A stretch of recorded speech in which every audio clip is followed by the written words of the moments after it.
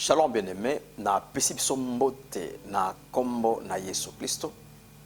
Et aussi un grand merci pour na cause disponible ya ko partager na biso ensemble révélation oyo oza ko kolisa biso.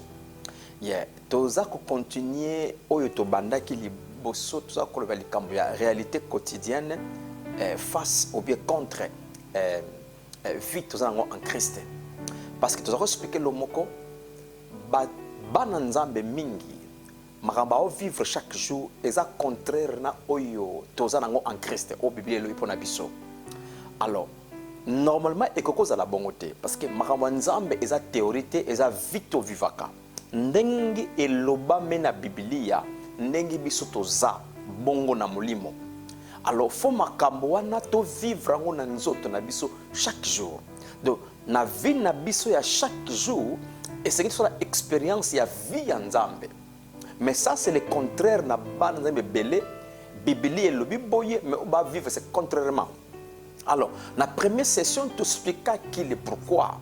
Alors tu continues encore tu ça un plus parce que elo moko na lingi na souligner que mokolo mutu ayambaka Yesu Masia akotaka esika to lobi en Christ. Esika wana en Christ bimakango te. Eza esika biso demeraka to vandaka libela na poto botama wana esika wana en Christ yango ezali présence ya Nzambe gloire ya Nzambe mapamboli ya Nzambe nyonso ya Nzambe eza esika wana en Christ. Alors moto nyonso ndime somase akutami wana avandaka wana avivaka wana donc nyonso siko o eza wana eza vie ya mutu wana mwana Nzambe. La raison pour laquelle oya omona ba langage mingi tolobaka eza fondé na vie otoza nango en Christ te. Mutu muso akolobake no to kota na présence Nzambe. Mutu muso alobake to ye pa Nzambe. To ye na présence Nzambe. Mutu muso alobiko to fu lola efungama likolo ekita. Ba langage wana eza ba langage biblique te. Eza ba langage la nouvelle alliance te. Alors biloko nyonso wana yango eza ko lakisa o biso to yebi o to ndimela. Donc eza ko semble biso difficile to vivre vie autonome en Christ parce que premièrement tozana no komi yebate toza banani to fanda ka wapi tozala kana nani et puis toza na nini. Ça c'est très important parce que ce qui te combine na point ko yeba vraie identité na bisoté vrai bateau autosate en Christ et que ça est difficile pour nous vivre en extérieurement. Yango la première des choses évangile et lobelaka biso oyo biso toza en Christ o tozoa en Christ. Alors dans le la verset le la oyo Paul alobaka lomoko très bien abaso ozu mukanda ya Colossiens chapitre 2 le verset nango 3 et pardon, le verset nango 10. Au moment Paul a le moko soko tanyango na version lokola Louis II a été vous avez tout pleinement en Christ, en lui. Donc ça va bien en lui en Christ. Mais soko sur la version lokola King James, ba le mot complet. Vous êtes complet en Christ. Ma version minga anglais na ko tanga version anglais et le blaka vous êtes complet. Mais ma version lokola second 21 aux versions lokola Louis II alobaka vous avez tout pleinement. Et la question est moko ce que je version lokola parole de vie alobaka vous êtes totalement. Donc ce que je ma version de soana ezakola ki sa position na biso ya ki mwana Nzambe toza kokoka nous avons tout pleinement. Nous sommes complets.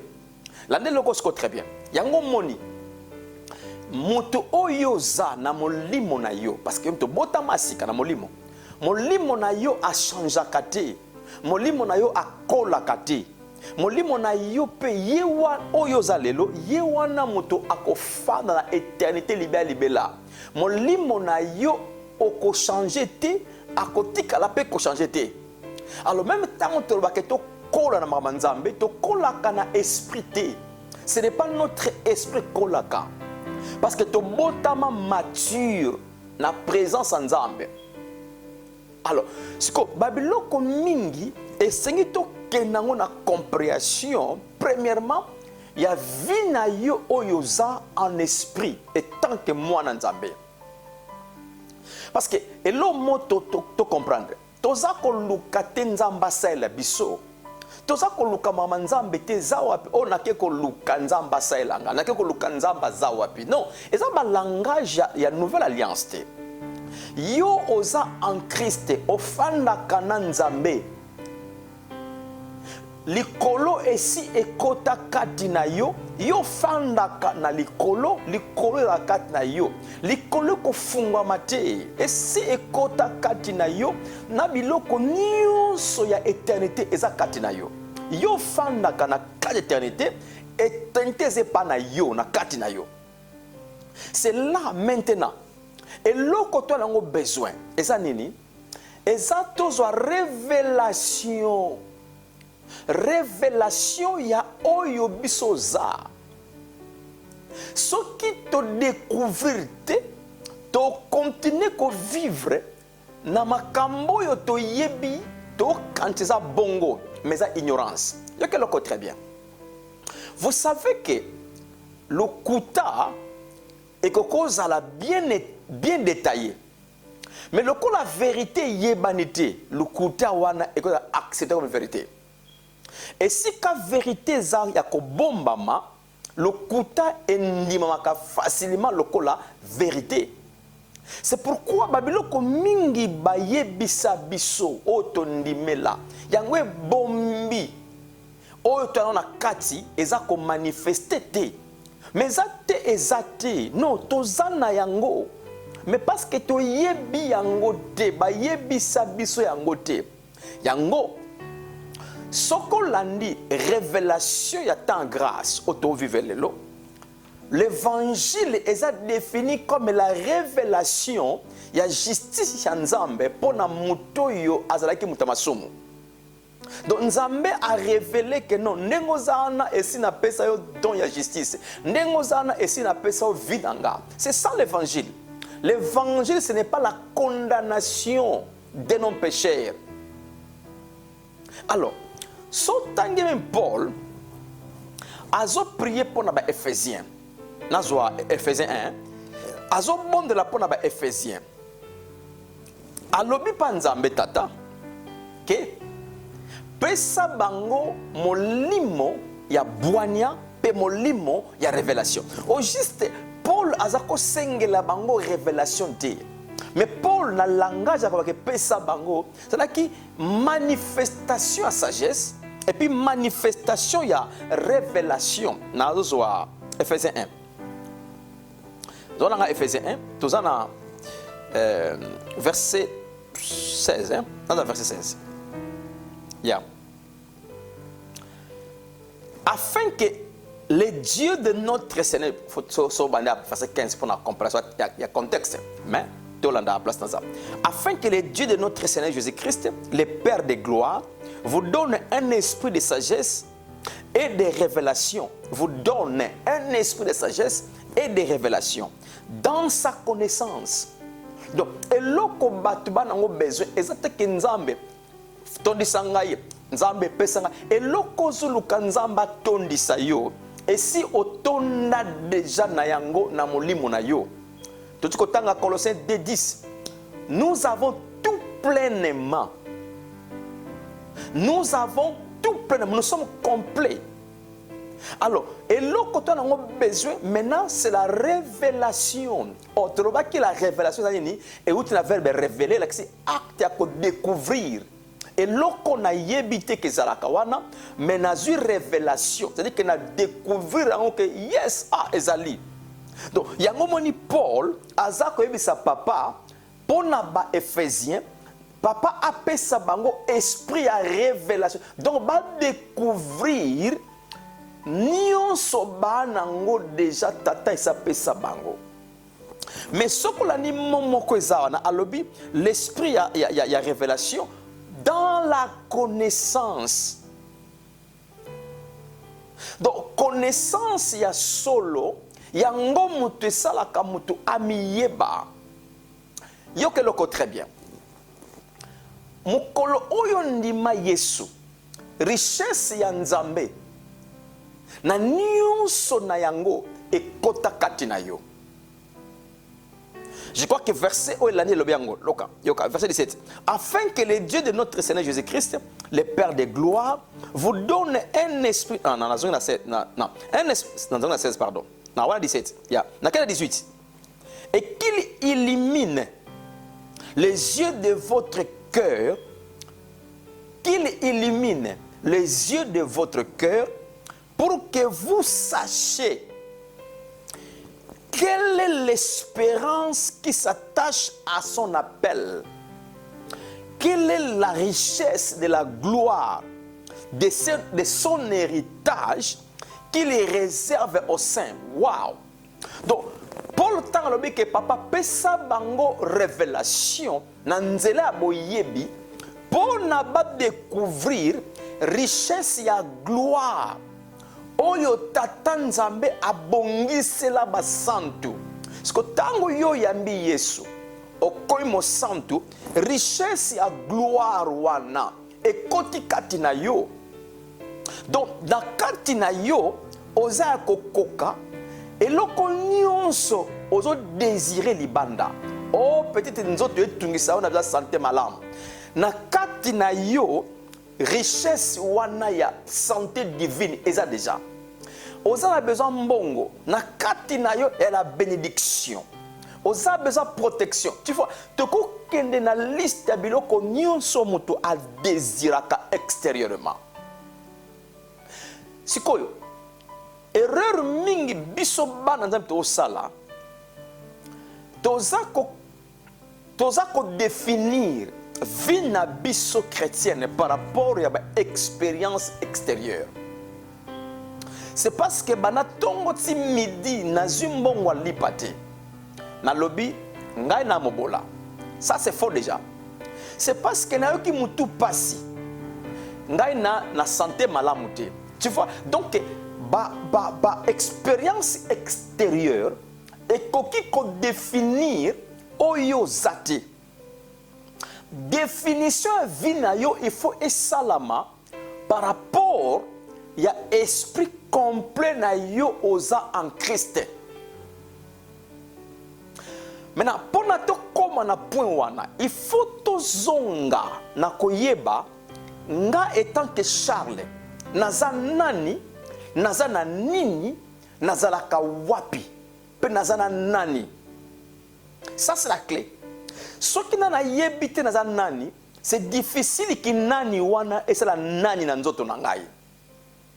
Ce qui na yebite na nini c'est difficile ki nini wana et c'est la nini na nzoto na ngai. Donc c'est là où il y a à comprendre que batu mingi baza konyo koma eza pona diable te. Eza pona démonter. Nazo nié démonter, nazo nié existant diable te. Non bazali. Mais pona ngai démon, diable, baza ba inférieur et pas à moi nzambe. Toko toucher à verset biblique belé, verset moko to le kan rapidement. Na ekolusu Yesu a dépouillé, a désarmé ba principauté. Donc a désarmé ba démon, a désarmé diable. Donc oyo nyonso kozala na makanisima be molima be contre yo, ezana force te, ezana nguya te. Mais le problème est ça. Bana nzambe belé oleba yeba oyo bango baza mais balingami ko yeba o bado vivre li banda na bango. Oleke aluka nga naza na nini et puis naza nani na kati esprit nanga. Aza koluka ko yeba maladie oyo ewuti wapi.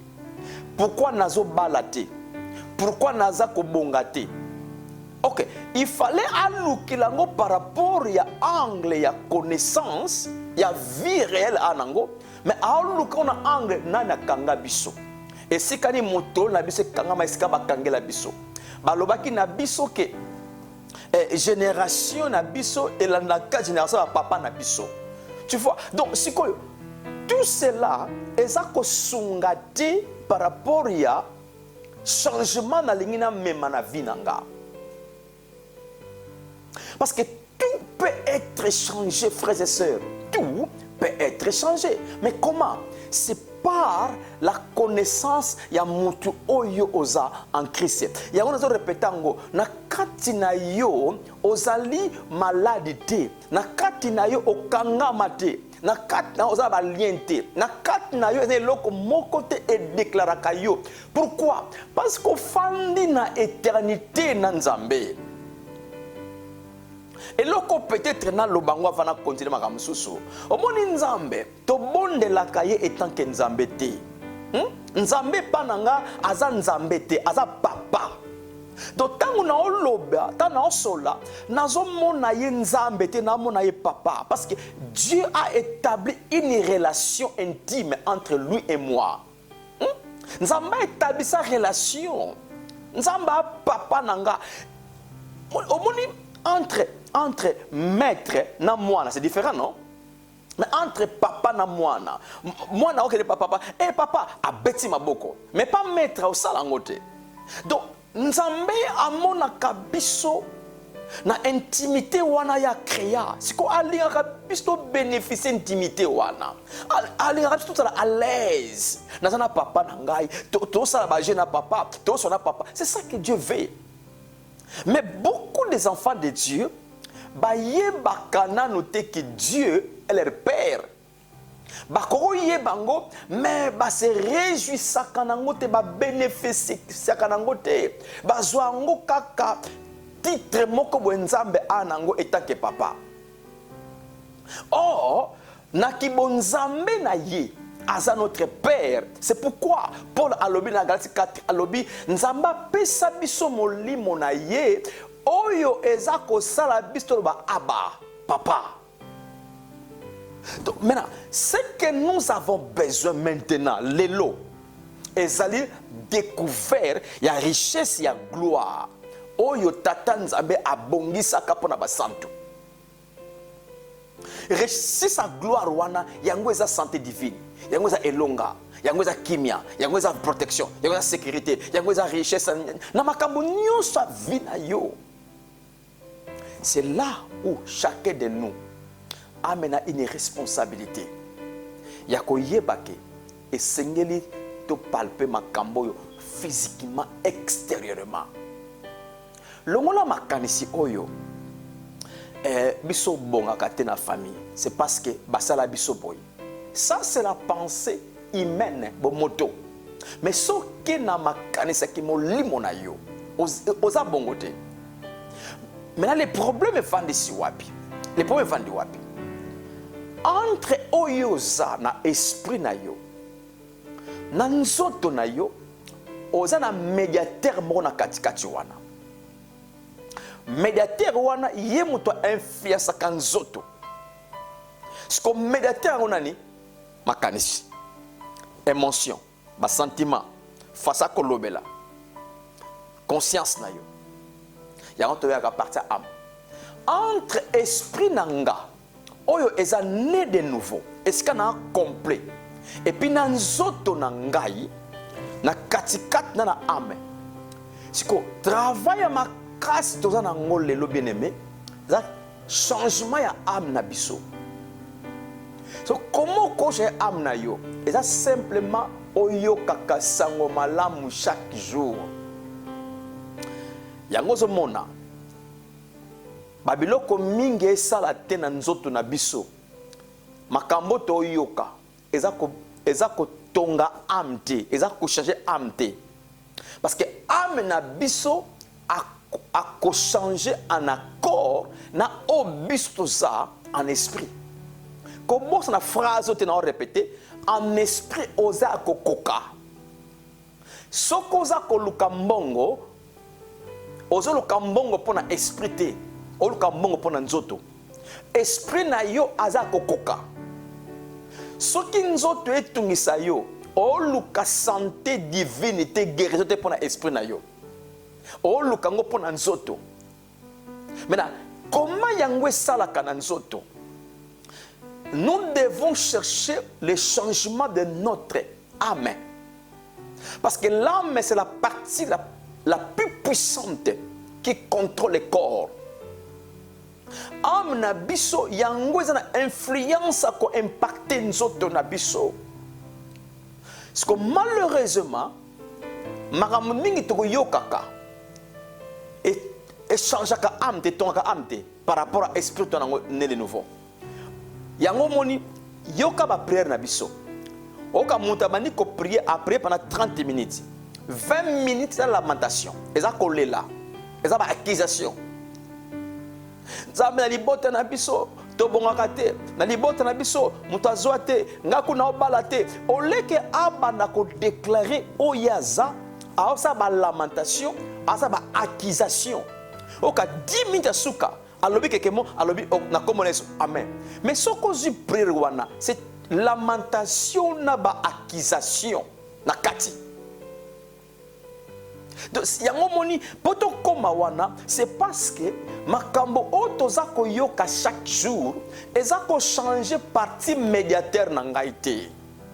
Parce que médiateur na ngai ke l'âme yango te sala quand même prière na ngai. Ya salaka même ko yemba nanga oka banze mususu to yembaka oh lola e pasuka lola e fungama lola e kita. Frères et sœurs, jusqu'à quand? Ce qu'on ose lola fungama c'est que yoza la wapi yoza na kati ya lola ozaka na kati éternité za na kati na yo oza na besoin de équité et fungama te. Réaliser que yoza vie wana déjà. Maintenant, cette connaissance ya oyoza, yango ko sala maintenant que ton âme va influencer nzoto na yo. Frères et sœurs, il y a des virus et ko ya na nzoto na yo et ko fanda 2 minutes fait kufa. Bactérie aya touché nzoto na yo akoko fanda 2 minutes fait kufa. Pourquoi? Parce que osana mentalité il y a royaume, mentalité il y a éternité. Parce que mentalité ne peut la former et c'est une connaissance il y a oyo chaque jour. Et ça en accord na mutu oyo osa en esprit. Tu vois que on a première session. Yesu afuta prière makila pona molimo, pona ame, pona nzoto. Les 3 parties à vie à mutu et si va foutre lango makila ya Yesu. Mais âme na biso nanu ezui rédemption complète te parce que azana besoin ya connaissance ya vrai.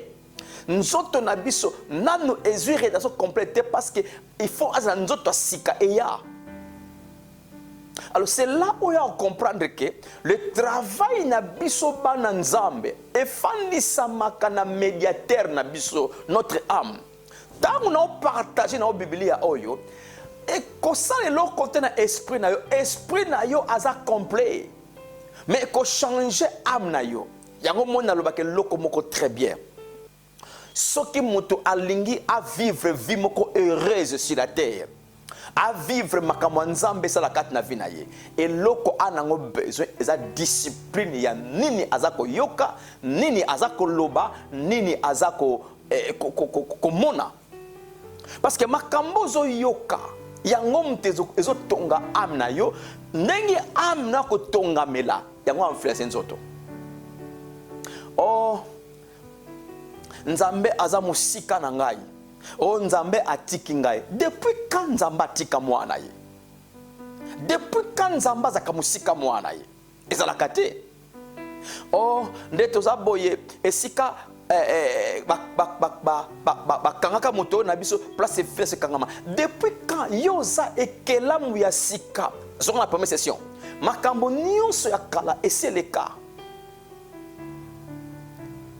Oh, omoni maladie auto-belle les amada famille. Qui t'a dit ça? Tu dois être premièrement sorti de ta famille. Bima na famille na yo. Ce que ça maladie à famille, et ça maladie héréditaire à famille. Bima na famille. Mais comment la comme na famille? Yes, kota na famille à Yesu. Et ça batu bandima Yesu. Maintenant on va kota na famille en nzambe mentalement na pensée na bango. Na molimo yes, mais ça c'est parce que nano koti na famille en nzambe te. Il y a des gens qui sont en train de souffrir. Mais ça, ils ont diable, ils ont démon, ils ont bandokité.